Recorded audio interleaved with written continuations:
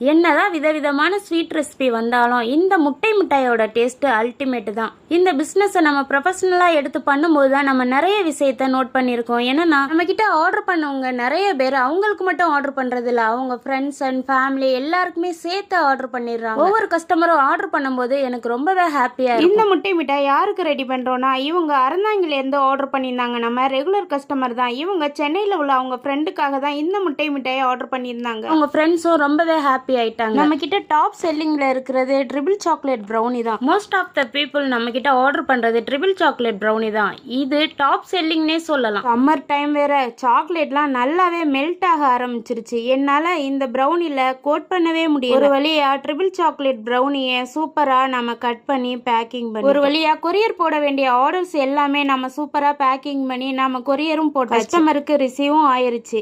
Customer எல்லாருமே ரொம்பவே நல்ல ரிவ்யூ கொடுத்திருந்தாங்க.